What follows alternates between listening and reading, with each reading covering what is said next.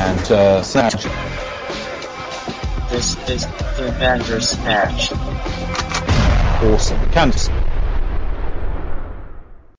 Good evening, Internet. This is Dalek 6, and you're listening to the Lolocaust Bantersnatch. Joining me this evening is Stuart from the Monday Movie Show. Hello. And there he is.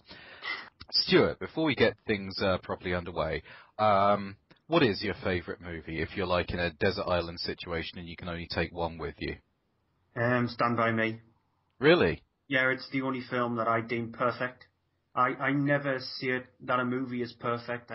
Even though I absolutely adore the film, I'll never see it's perfect. So, like, for instance, the Lord of the Rings trilogy or things like that. The only film that I can sit down and watch time and time and time again is Stand By Me. Interesting choice. Good one, too. I've heard people say that Castle of Cagliostro by Ghibli is the perfect movie as well. Personally, my favourite movies are Casablanca, The Usual Suspects, and Farewell My Concubine. If I had to take one with me, it would definitely be Casablanca because it's the only happy movie. Yeah. If I ended up watching Farewell My Concubine over and over for the rest of eternity, then I would either end up killing myself from depression or gay for Tony Leung. Now then, Halloween is coming, and we know what that means, don't we, Stuart? Too many trick-or-treaters knocking on your door, bothering you every second. I was actually thinking in movie terms. Oh, that as well. Yeah. So we're going to talk about 3 topics today, 2 of them related to the mainstream crap, which we're inevitably going to have to put up with, and 1 not so mainstream. And the first thing I want to talk about is found footage movies. Now, what's your opinion on these? There is way too many of them, and you can probably blame Paranormal Activity for that. Because yeah, you've got the found footage films that people know about, the Blair Witch Project, which you might as well see it reignited the genre, because it did begin with Cannibal Holocaust in a way, because it has got a found footage kind of feel to it. But the one to kickstart all of that off is the Blair Witch Project.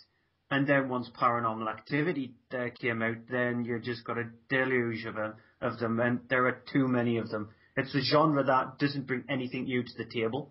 I think you're right in that. It's one of those genres, isn't it, where each movie's got one trick and you can't do that again. Yeah. You were saying about Cabin in the Woods. It's an incredible film, but nobody's going to be able to do it after that. And you know they're going to. Yeah.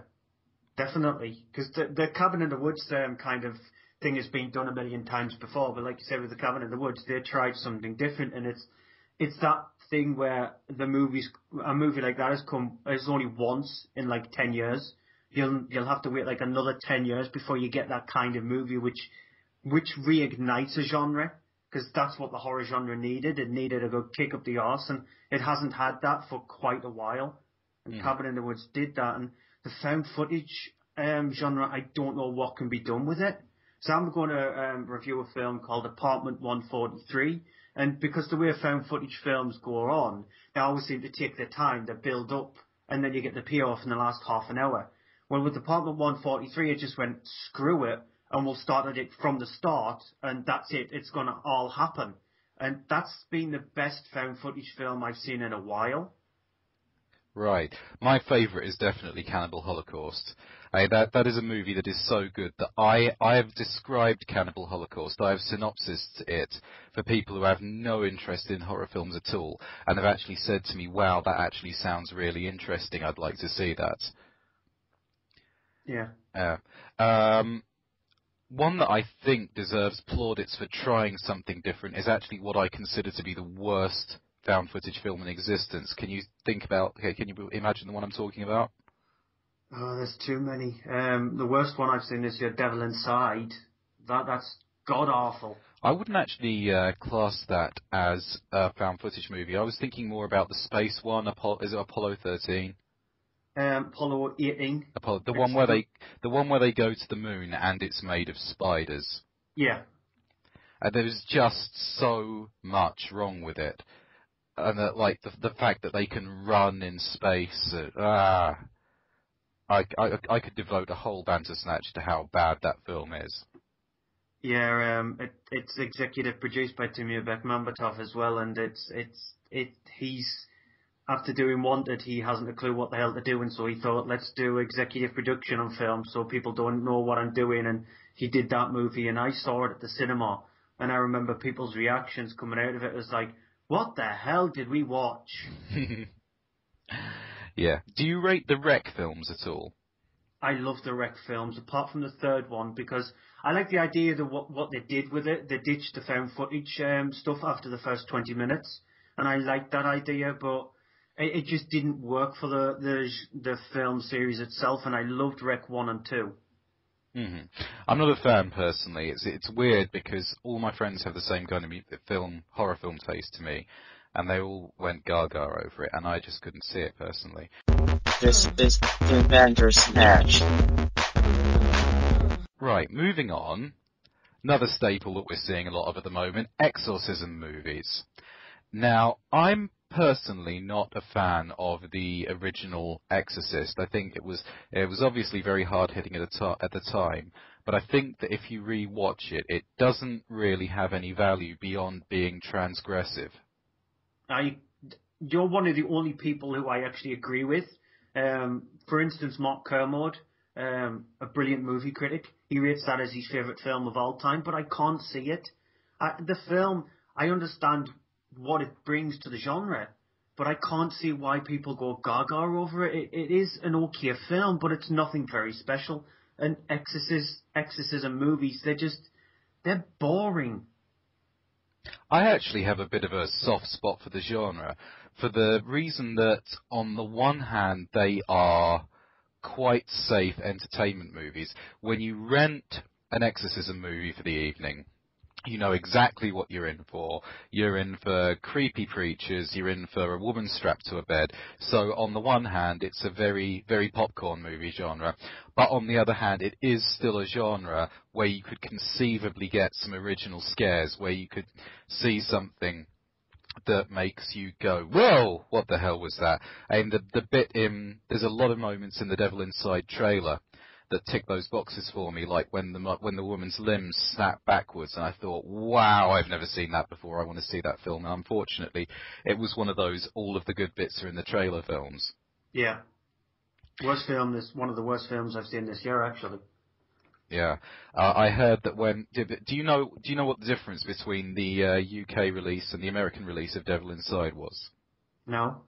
The difference was that, you remember the ending, the car crashes fade to black? Yeah. There. Right. In the American version, it actually flashed up the URL of the website on the screen, and that was the end of the movie. Okay. And apparently that outraged people so that people were screaming at the screen during the showings in America. Yeah. Well, the other example, which is similar to that, is every single year you get the Paranormal Activity films. For the last 4 years they've happened, and alongside that you get this sort of like spin-off version of a Paranormal Entity. And there's a fourth one coming out this year. It's out on Monday, actually, to be specific.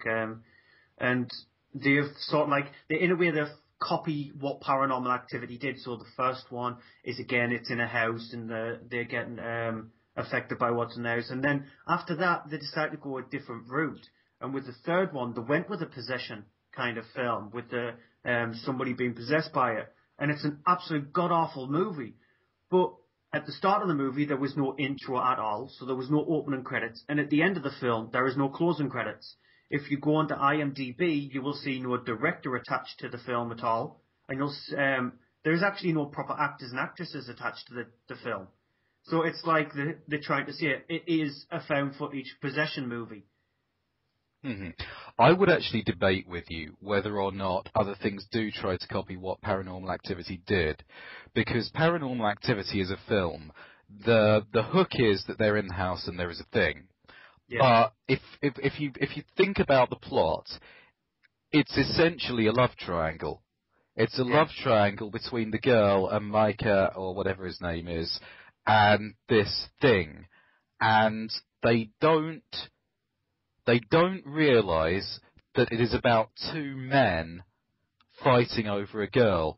And Micah's actions and the entity's actions, they're all chest thumping and shows of force in an attempt to win this girl. Yeah. And that's what makes it an interesting film, whether you like it or not. Whereas the sequels don't actually do anything apart from they're in a house and there is a thing. Yeah. Do you have a favourite exorcism film? Oh, that is a good question, because it's just a part of horror which I've never felt that it's strong enough to have a favourite in it. There are movies, like you said, where you don't mind putting them on and watching them because they're popcorn films, but they're never movies where I would say to myself, actually, that's brilliant, or I really enjoyed that. They're just nothing special at all. There isn't one which comes to mind which I deem to be like my favourite in that genre of horror. There's a couple that I'm quite fond of. My favourite, I would say, is The Exorcist 3. Yeah. Just because, again, you know exactly what you're in for. It's another Exorcist film, but there are so many moments in it that just make you go, fuck, what the hell did I just see?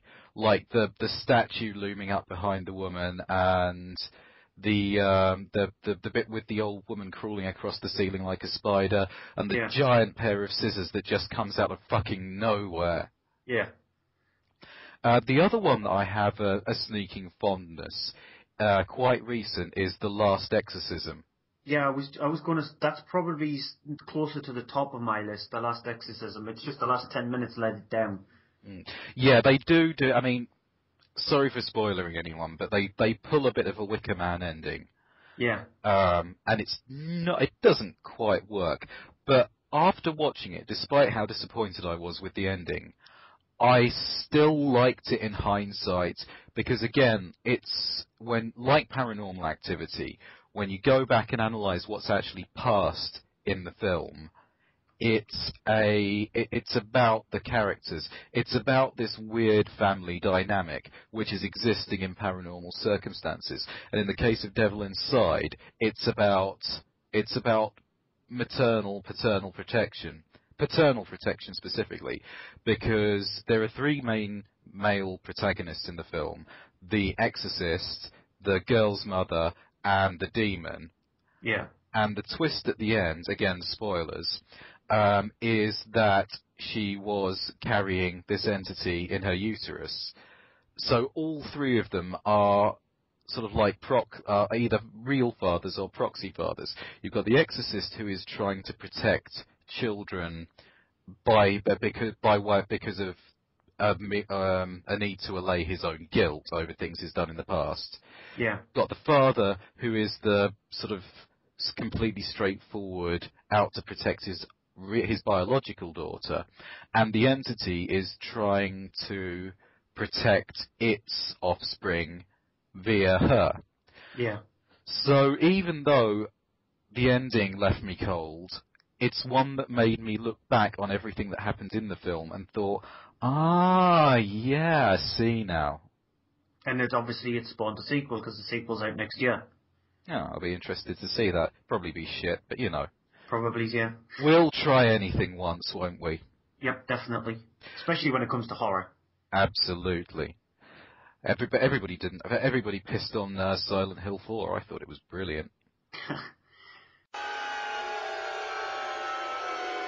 This is the Bandersnatch.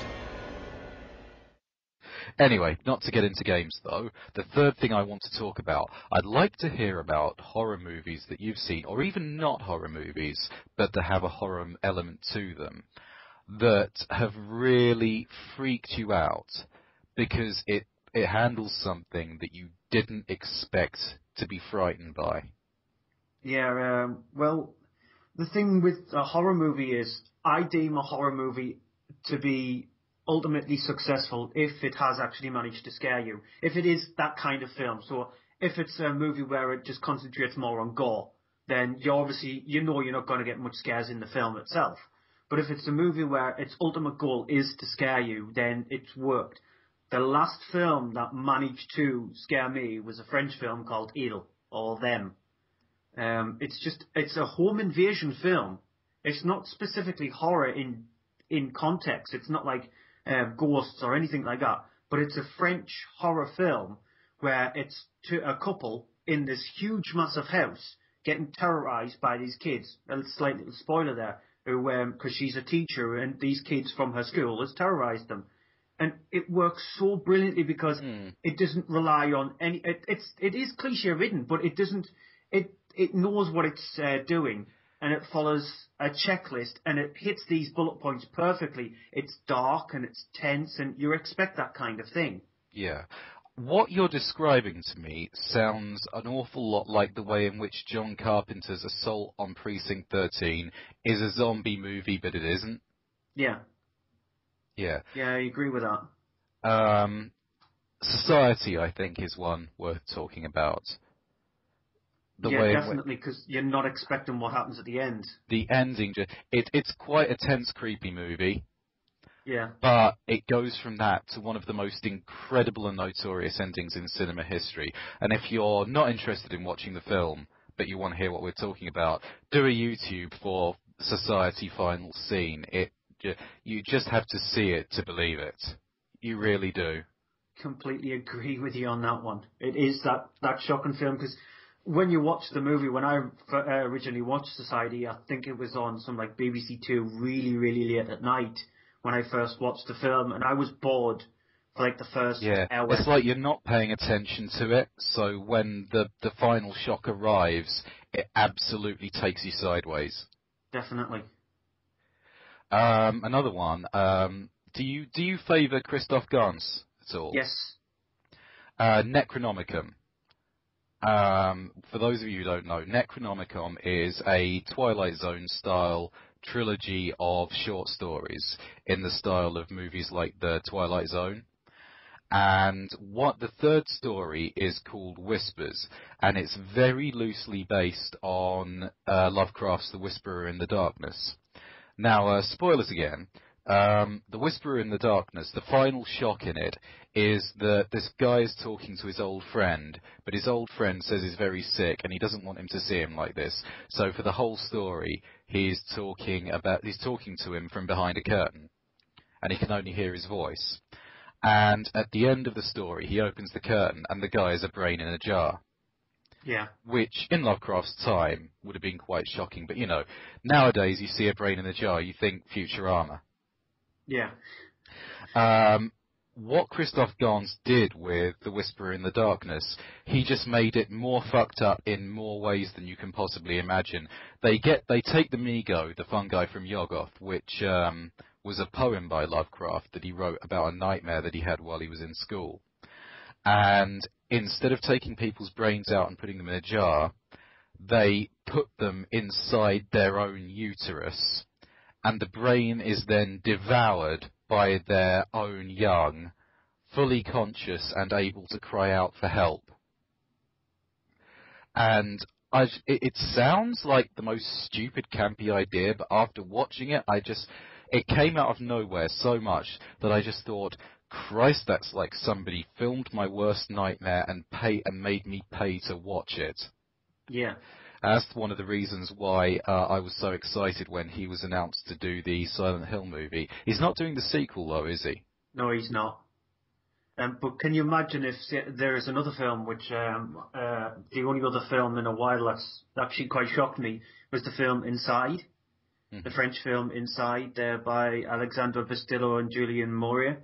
And it's one of those films where if you're there with your wife or girlfriend who is expecting, they're really going to hate you for showing it, because there is a scene in the movie where she cuts open her stomach to take out the baby, and you're expecting, you're not going to see that, are you? You're not going to see the scissors go into the belly button and cut up the stomach and then pull the baby out. But you see absolutely everything, and the amount of gore in that movie, I was just shocked that they were able to get away with releasing that movie uncut. Mm-hmm. Now, another one I'd like to mention is, have you ever heard of Uzumaki? I've heard of it. I haven't seen it.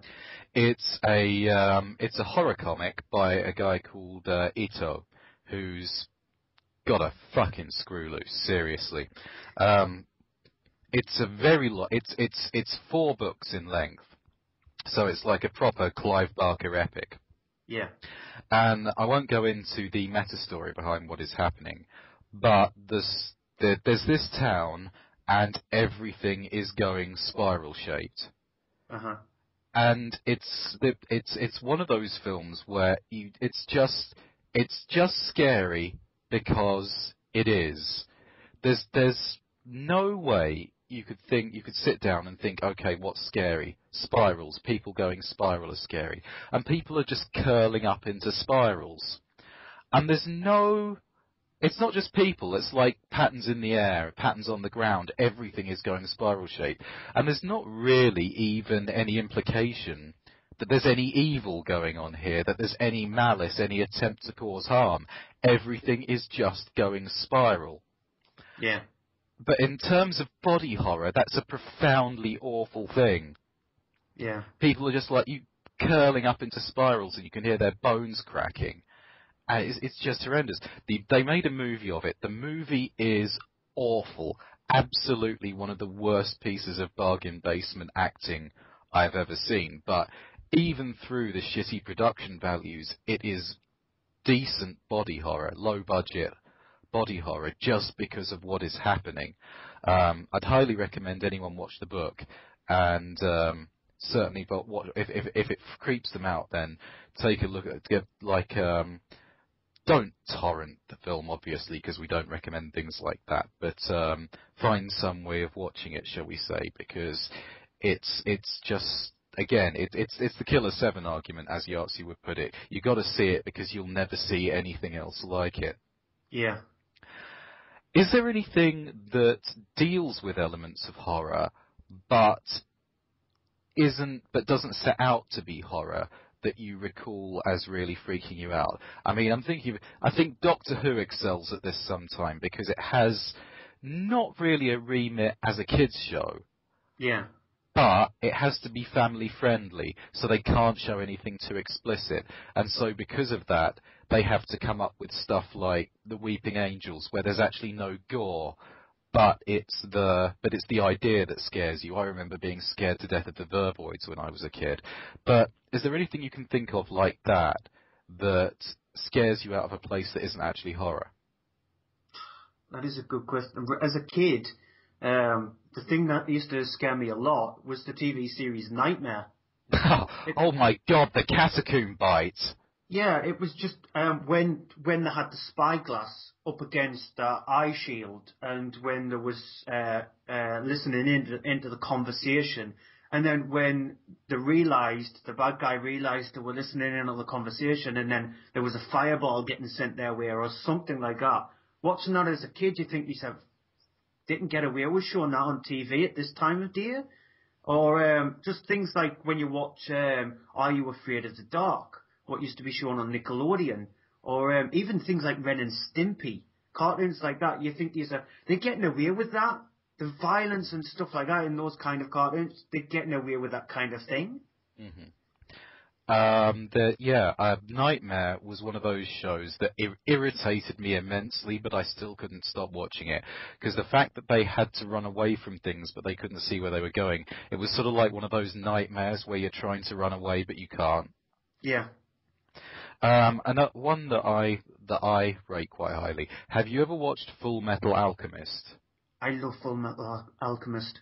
Yeah, that is another show. Let's get this straight. It's not a family show. It's not for kids. It starts off with two children basically being dismembered. Yeah. And the show gets more unhappy from there. Yeah. Again, no gore, because it had to be put out at prime time.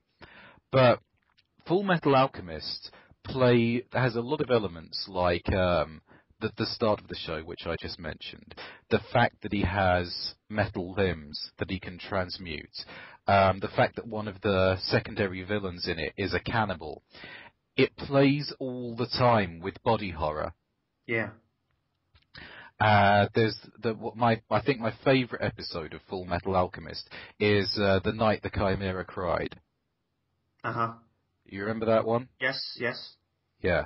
And there's just a bit at the end where the guys created the Chimera, and this dog thing walks up to Edward with these awful dead eyes.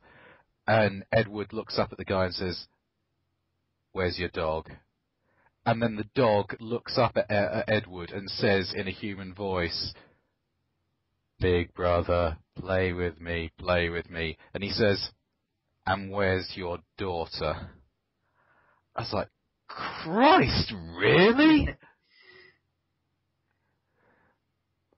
That really freaked the shit out of me. Yeah. Anyway, I've reached the end of my running order here.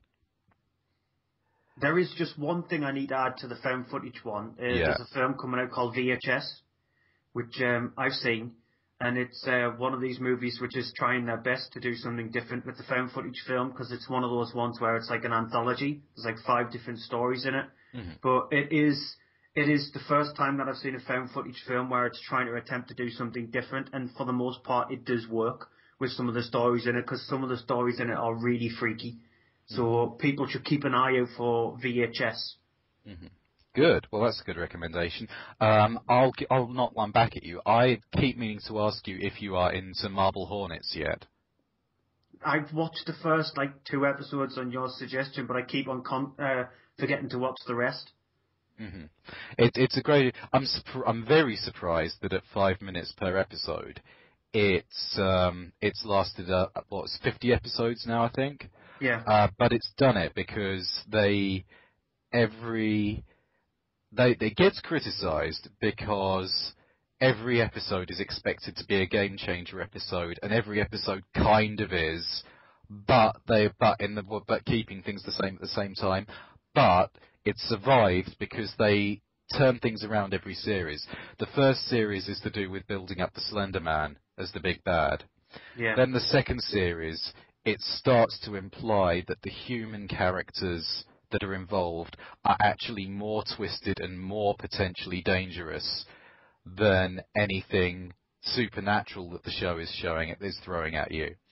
And then the third season, they've really started to explore how these human characters relate to each other and what they are feeling when they are on screen, being basically movie monsters. And I think it's got I would say that's got at least 2 more seasons in it. Yeah. Before it starts getting seriously tedious. So, yeah, big recommendation for that. Yep. Right. Thanks very much for coming on this show, Stuart. Not a problem. You've been listening to the Lolocaust Bantersnatch. I'm Dalek 6. He's Stuart. Say goodbye, Stuart. Bye, Stuart. And I'll see you next time. Bantersnatch. This is the Bantersnatch. Awesome. Candace.